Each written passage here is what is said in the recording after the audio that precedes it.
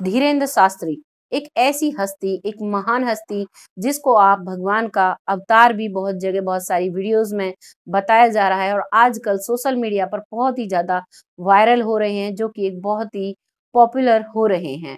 उनकी जब शक्तियों को हम देखते हैं तो हमें विश्वास होता है कि जो हमारे बुजुर्ग लोग कहकर गए थे कि हम अगर भजन करते हैं, ध्यान लगाते हैं तो ध्यान से हम अपने जीवन को बदल सकते हैं, हम फ्यूचर को जान सकते हैं, हम इंसान को देखकर उसके दिमाग को समझ सकते हैं। तो वैसा ही यहाँ पर हो रहा है, जो ये धीरेन्द्र शास्त्री जी हैं, जिनको बहुत ही एक आप आदर से कह सकते हैं, जो एक बहुत ही सच्चे सनातनी हैं, जिन्होंने अपना जो हमारा हिंदू धर्म है, जो बहुत साल पुराना है, जो सबसे पुराना धर्म है, उसका जो प्रचार कर रहे हैं, ये बहुत ही एक सही दिशा में कर रहे हैं।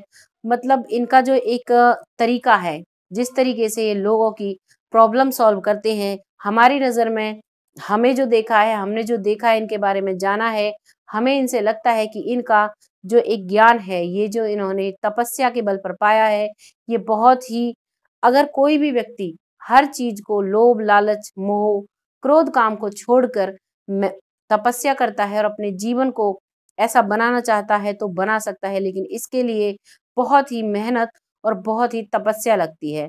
जैसा कि इनके उसमें बताया जा रहा है, बहुत से लोगों का कहना है कि जो बागेश्वर धाम सरकार हैं, उनकी उम्र सिर्फ 26 साल है, लेकिन उनकी इतनी तपस्या के दौरान सिर्फ इतनी सी उम्र में ही वो इतना ज्ञान कैसे अर्जित कर सकते हैं।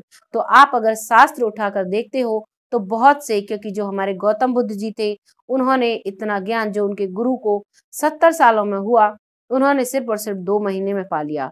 लेकिन यहाँ पर जो एक पॉइंट उठता है, वो उठता है कि अगर कोई अपना जो ध्यान लगाने की प्रक्रिया है, उसको सद्भावना से और अच्छी तरीके से करता है, तो ये शक्ति आ सकती है। क्योंकि जो हमारा देश है, भारत देश, वो इन्हीं चीज़ों के लिए पूरे विश्व में जाना जाता है।